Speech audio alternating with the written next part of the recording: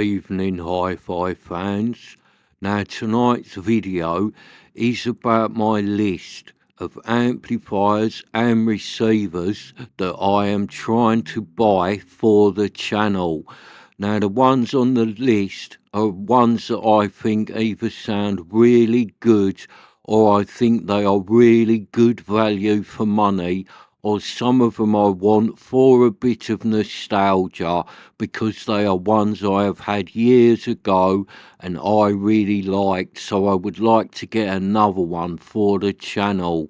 So what I will do is I shall put a picture up on the screen of the amplifier or receiver and then tell you a little bit about it and why I would like to get another one. So everything on this list is things that I'm hunting down and trying to buy on the computer because I think they are good ones to bring to the channel. So without further ado, let's crack on and let me get my book down and we start running through the list.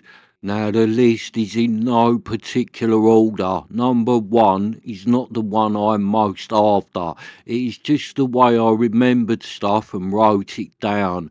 And then when I looked the prices up, if I thought, yeah, that one is worth that money, then it got a tick beside it. And some of the others on the list, when I looked them up, I thought, actually, that's not worth its big price tag. So them ones got crossed off the list. So here we go. First one on the list, and it is a Pioneer SA506 amplifier.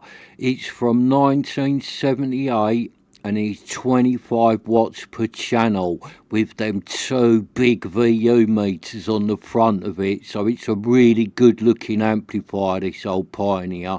And the reason I want one of these is because I had one of these years ago and I absolutely loved it. I thought it was a fantastic amplifier.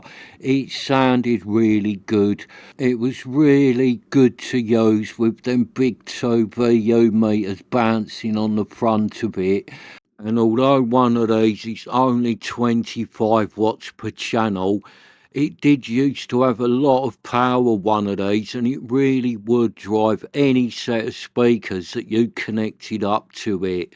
I have also had the 706, but in the real world, I'm going to go after the 506 because the 706 makes a lot more money than the 506 when I don't think it's any better, really. It's a bit more powerful, but it doesn't sound no better.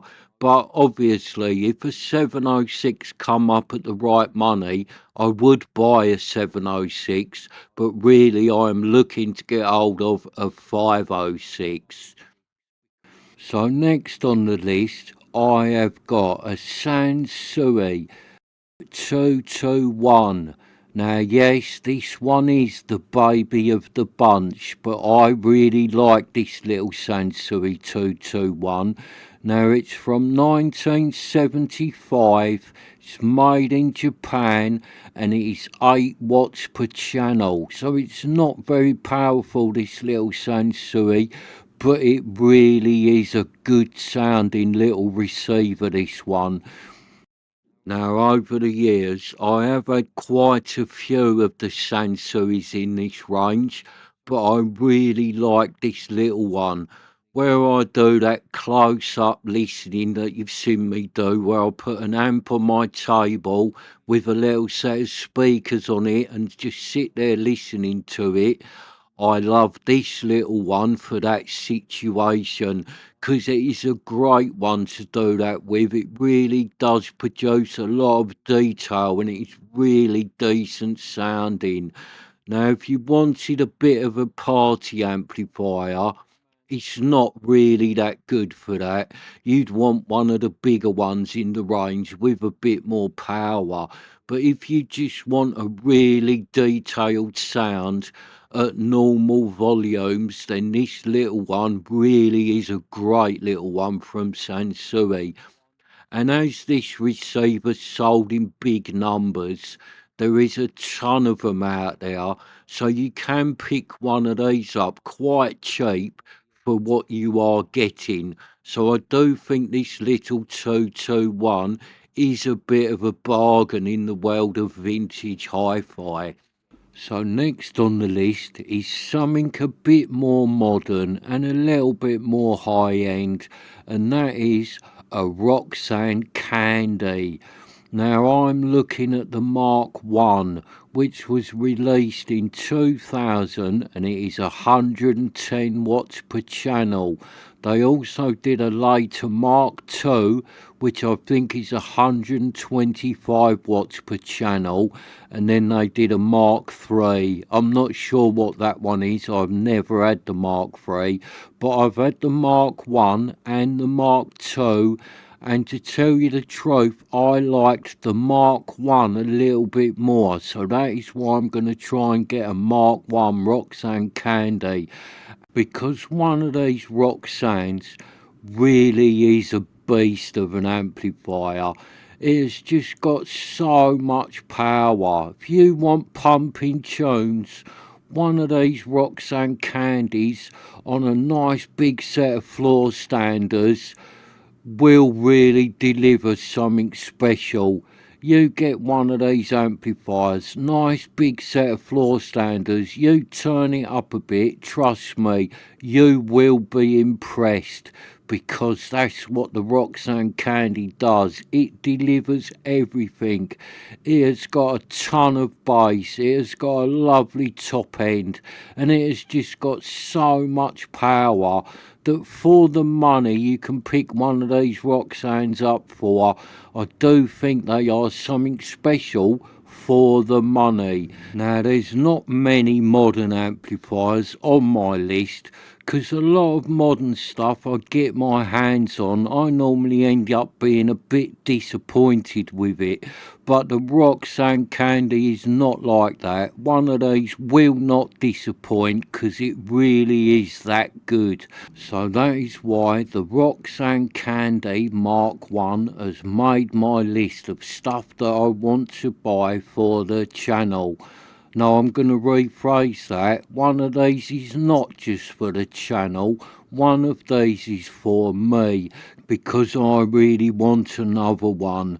And I've got all them floor standers sitting there, and I really want to connect them up to a Roksan Candy and give it a bit of volume. So next on the list is another vintage receiver, and this is a really nice old receiver. Now this one was my missus's choice. She remembered this one, and I wrote it down on the list, and she went, "You've got to get one of them, because I loved our old one and then you sold it." So I didn't know she liked it that much, so I wouldn't have sold our old one, but I did, and she told me off for it. And it was a Sherwood S7200, a really nice old vintage receiver, made in America in 1973. And it was 40 watts per channel, and it was a really warm sounding old receiver. It had really nice tones to it, and it had a good top end. It was a good sounding receiver, so not only did my missus love the old Sherwood, but I loved it as well. But then when I sold it, she really did tell me off and said, "I can't believe you sold that Sherwood. I loved that thing." So I didn't realise how much she loved it, else I would never have sold it. So I will try and get another one for the channel to keep her happy and for myself, because it deserves its place on the list of Sherwood, because it really was a top quality vintage receiver. And I think they're a little bit underrated, these Sherwoods, because they don't make a massive amount of money when they really are that good. They should be more expensive than what they are, but they're not. And I think that's because a lot of people don't know how good this old Sherwood stuff is. So a lot of people don't go after it. They've never heard of it, or they don't realise how good it is. when the vintage Sherwood stuff is really top quality. It's not like the modern Sherwood stuff, a lot of that isn't that good, but the old vintage stuff made in America really is good. So next on the list, it's one from the 1980s. This one is from 1981, and it is a Technics SUV7. Now this is quite a big old beast of an amplifier. It's 80 watts per channel, and it is a bit of a powerhouse, this old Technics. Now, I've had a lot of this Technic gear from the 80s. I really like it, especially these Class A ones. This Class A range from Technics in the 80s really is decent sounding stuff.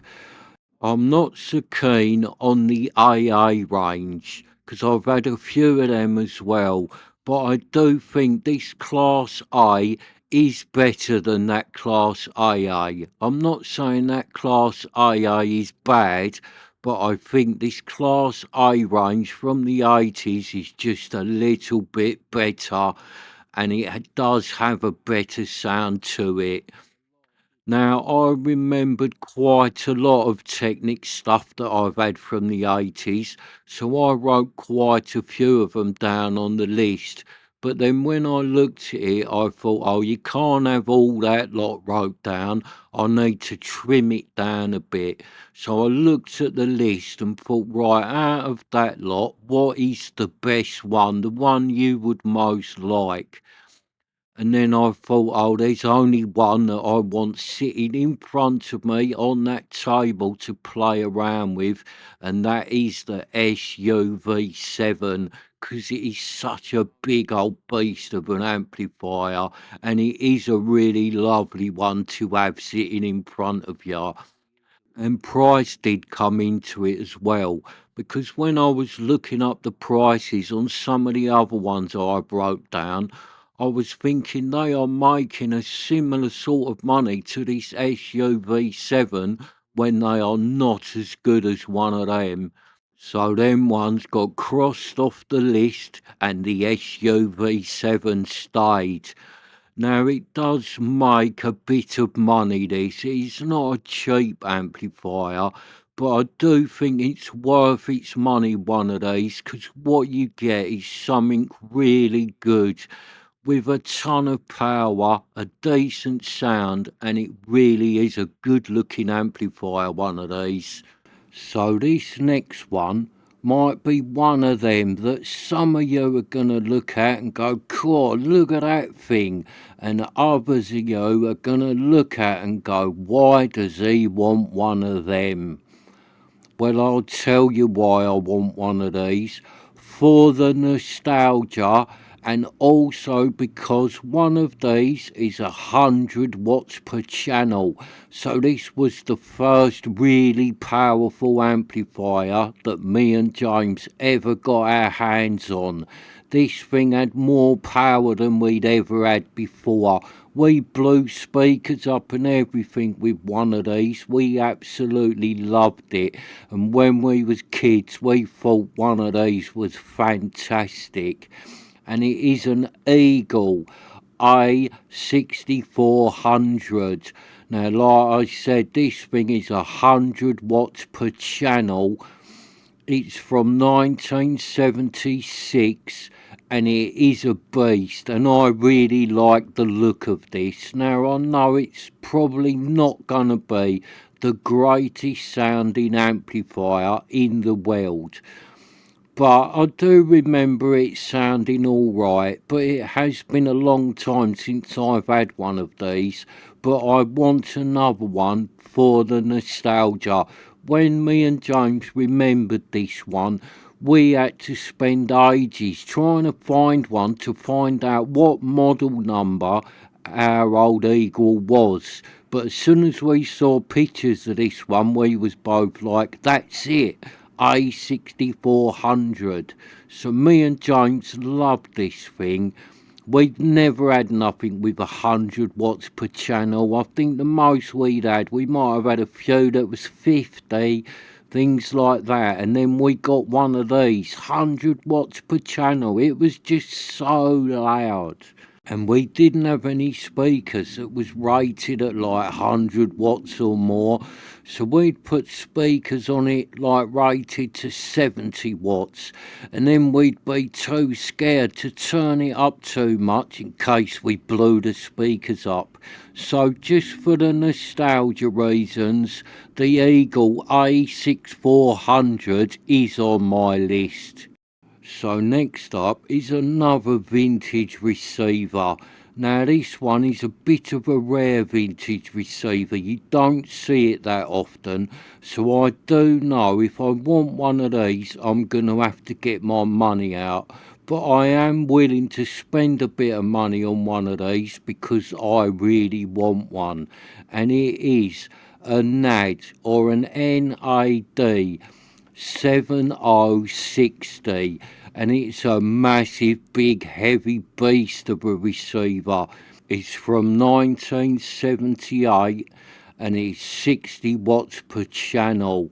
And when I had one of these, I absolutely loved using it. It was up there with one of my favourite receivers that I have ever owned, my old NAD. I just loved it because it was so massive and so heavy, and it really was built like a tank, and it had the sound to back that up as well. It really did sound good. It had fantastic bass on it. It did have a good top end as well, but the bass on this old NAD was like its superpower. It had that bass that just drives right into your stomach, just effortless, just keeps giving you more and more bass. So the bass on one of these NADs is something a little bit special. Now people know how good these NADs are. So when you see them come up for sale, they do make a bit of money, these old NADs, because people want them. So I do know that if I'm going to get my hands on one of these old NADs, I need to get my cash out, because I'm not getting one of these cheap. But I will get my cash out for one of these NADs because I really do think they are worth it. They are something a little bit special, so they are worth paying a little bit more money for. So next up, we've got another amplifier from the 1980s. This one I think is from 1981. And I have got a little secret to tell you about one of these. But please don't tell anyone until after I have bought one, because if the secret gets out, the prices on this Panasonic might just start going up. So this is a Panasonic SU 2700. Now it's from 1981 and I think it's 35 watts per channel. And it's got a nice big VU meters on it. It's a really good looking, really nice sounding amplifier. So this one is on the list because it's a good amplifier. It is also on the list because it is a bit of a bargain amplifier. What you get for your money with one of these is a really good bargain. And the other reason I've got this on my list is for the nostalgia reason. Because years ago, when I rented my first little flat, I had a really nice old wooden sideboard in the lounge. And I had two of these sitting on top of it, side by side. I had 4 speakers connected up to it, and I used to run them both together. I had a silver CD player that sat on top of them, and it had 2 sets of outputs, so it would run 2 amplifiers. It was similar to the one in the photo, but not this exact model. So I connected it up to 2 of these Panasonics and used to run them both together. And it really sounded good, and it really looked good sitting on this wooden sideboard with a silver CD player sitting on top. And when I played the music, all 4 VU meters used to bounce up and down to the tones. So it was really good to watch and a really lovely system, because these Panasonics sound better than you think they are going to. They really do sound good, these Panasonics. And now I will let you in on the little secret and tell you why these Panasonics do sound so good. So they sound so good because they are not normal Panasonics.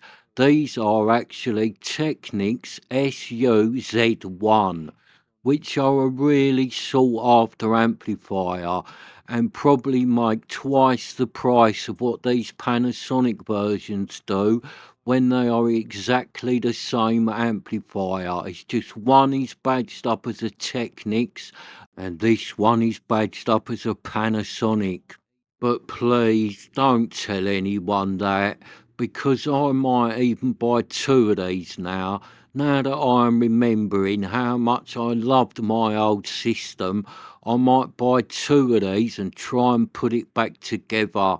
So please don't tell anyone that these are Technics, because once the word is out, the prices on these will go right up. So next on the list, I'm going back to the 80s, 1983 to be precise, and I'm going for something a lot more high end, and that is the Bang & Olufsen Biomaster 5000.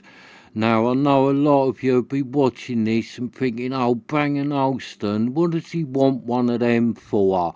They're very overrated. But I don't think like that, and I bet any of you out there that own one of these Biomaster series, you understand what I am saying. These amplifiers are so clean, they are so detailed, they have got a load of power in them. They really are good sounding amplifiers.